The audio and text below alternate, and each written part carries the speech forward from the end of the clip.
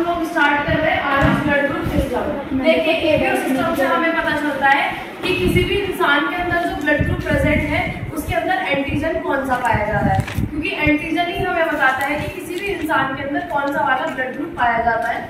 अगर किसी के पास ए एंटीजन है मीन्स उसका ब्लड ग्रुप कौन सा होगा, ए। एंटीजन बी किसी के पास प्रेजेंट है तो ब्लड ग्रुप बी। किसी के पास कोई भी एंटीजन प्रेजेंट नहीं है तो कौन सा वाला ब्लड ग्रुप होगा, ओ। दोनों एंटीजन प्रेजेंट है मीन्स ए। अब हमें ये कैसे पता चलेगा कि किसी भी इंसान का जो ब्लड ग्रुप है वो ए पॉजिटिव है या ए नेगेटिव है, वो हमें पता चलता है आरएच ब्लड ग्रुप सिस्टम से। ठीक है, आरएच जो हमने नाम लिया है ये हमने एक ऑर्गेनिज्म है, मतलब जिसकी वजह से हमें इस प्रोटीन के बारे में पता चला है। सबसे पहले जो आपका रीसस मंकी था ना उसके अंदर ये पाया गया था, उसकी वजह से इसका नाम आरएच रखा गया है, वो फैक्टर आरएच फैक्टर नाम वही से लिया गया है। तो आरएच ब्लड ग्रुप सिस्टम हमारा 35, अभी भी 35 ब्लड ग्रुप सिस्टम्स हैं अवेलेबल, लेकिन उन 35 सिस्टम्स को हम नहीं पढ़ते हैं, हम लोग कुछ ही सिस्टम्स को पढ़ते हैं। हमारे इंडिया में भी जो टेस्टिंग अवेलेबल है वो कुछ ही सिस्टम्स की अवेलेबल है, ऐसा नहीं है कि बिल्कुल हम कर ही नहीं सकते, वी कैन डू दैट, लेकिन उनका ये रीजन हो जाता है कि या तो वो कॉस्टली पड़ते हैं क्योंकि उनके केमिकल्स महंगे हैं, या फिर उनसे उतना एक्यूरेट रिजल्ट नहीं आता है ब्लड ग्रुपिंग का। इसलिए हम लोग जो मेन ब्लड ग्रुपिंग पढ़ते हैं वो हम लोग AB O blood group type और आरएच ब्लड ग्रुप टाइप पढ़ते हैं। तो 35 में से एक एबी एक आपका ब्लड ग्रुपिंग का टाइप है।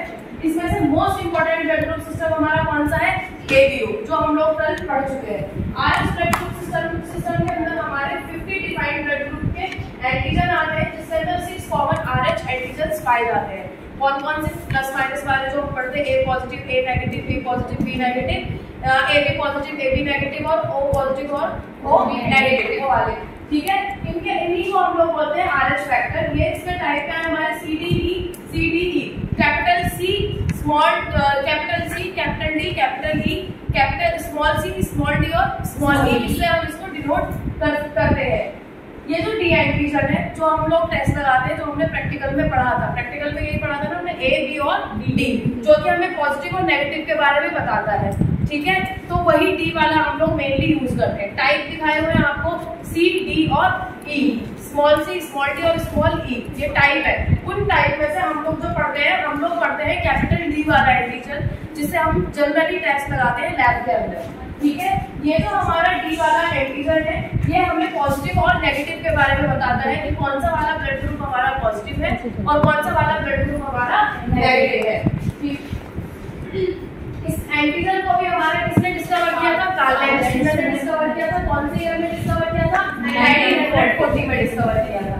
किसके अंदर सबसे पहले पाया गया था, रीसस मेसेट के अंदर पाया गया था, इसी वजह से इसका नाम आरएच फैक्टर रखा गया है। डिस्कवरी इसकी इस ऑर्गेनिज्म के अंदर सबसे पहले की गई थी, उसी के बिहाफ पर इसको आज हम आरएच फैक्टर बोलते हैं।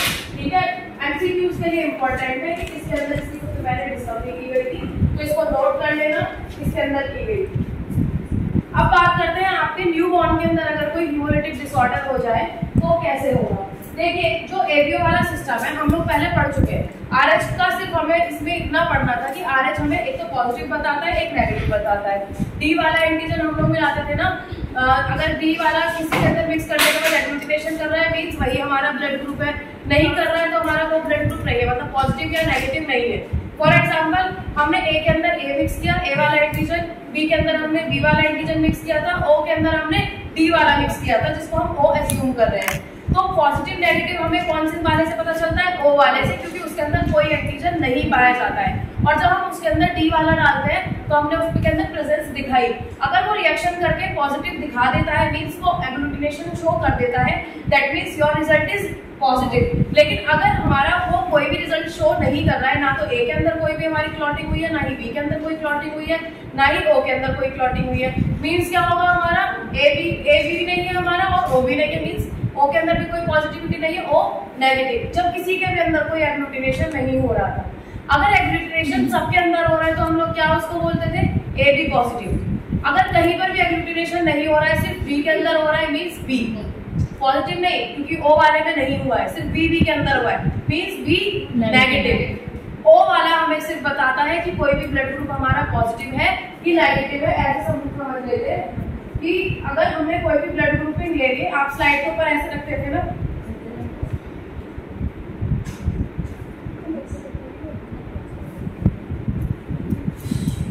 स्लाइड के ऊपर आप ऐसे 3 बनाते थे ना, A, B और O।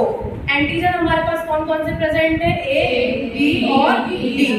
ठीक है, ये जो D वाला होता है हमारा, ये हमें बताता है पॉजिटिव और नेगेटिव के बारे में।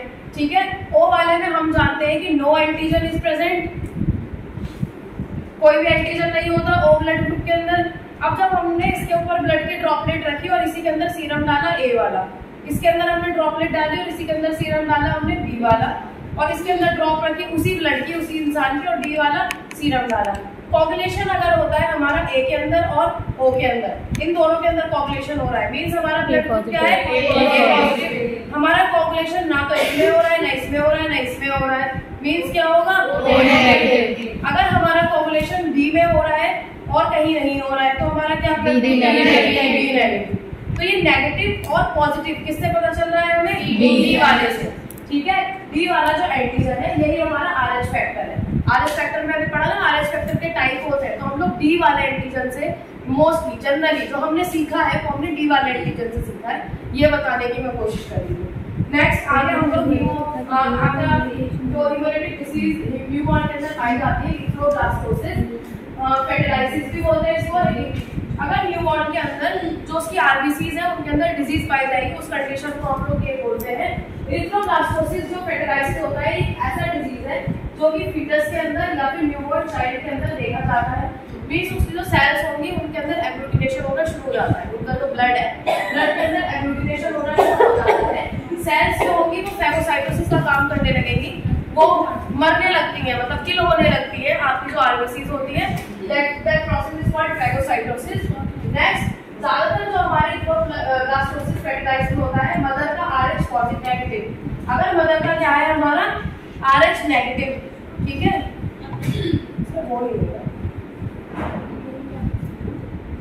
अगर मदर का क्या है हमारा?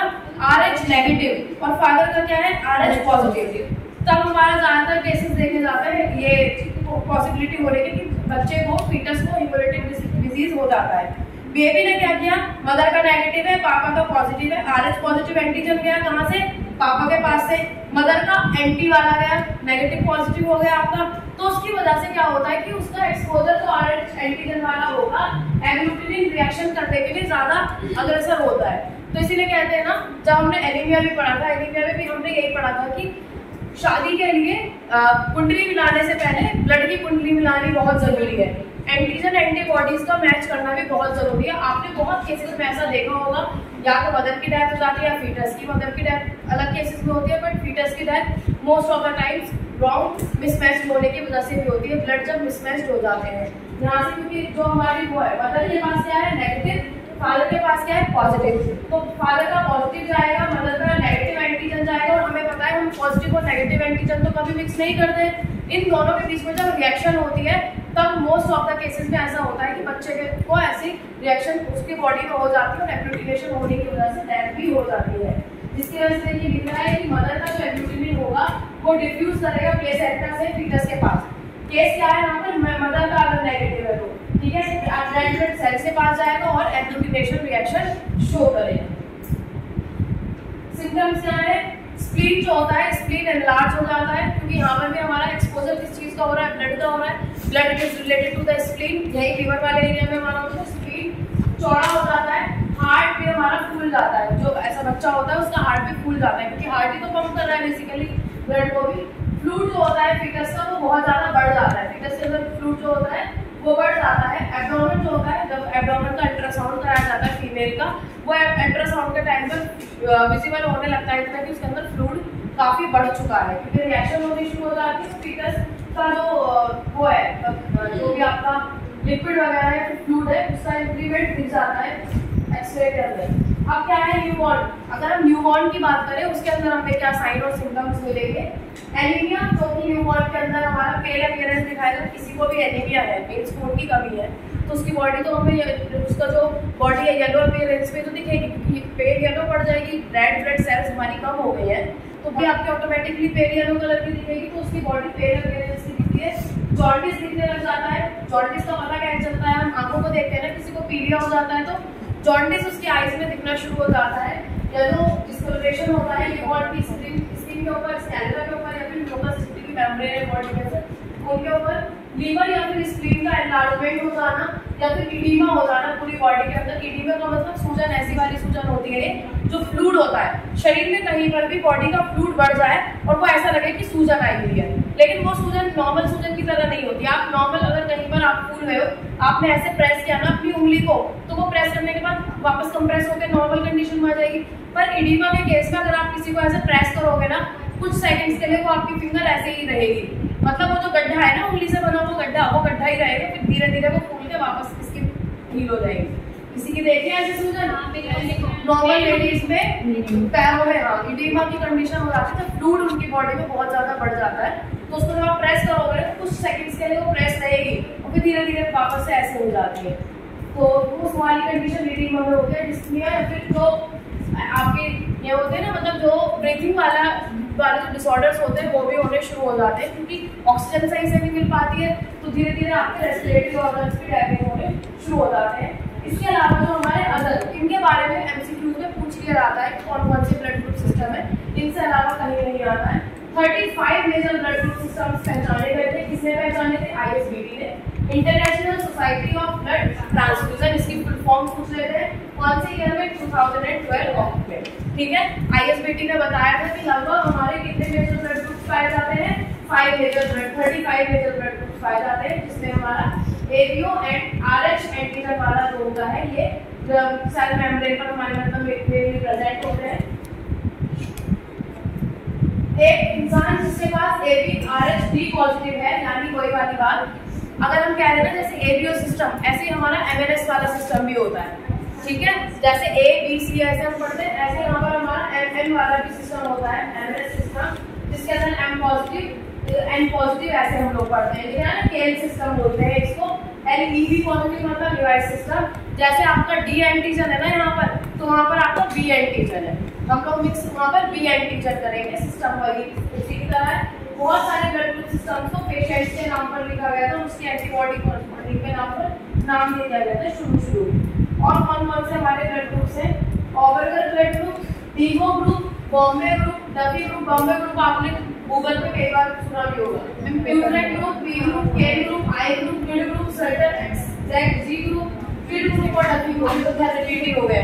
ये अदर हमारे ऐसे ब्लड ग्रुप सिस्टम्स हैं जो कि पाए जाते हैं, जिनसे टेस्ट लगाए जाते हैं, बट हम लोग नहीं लगाते क्योंकि हमारे पास एवेलेबिलिटी सबसे ज्यादा RH वाली है और ABO वाली है, जो कि इजी टू यूज भी है। ठीक है, देखा आपका RH सिस्टम का पूरा।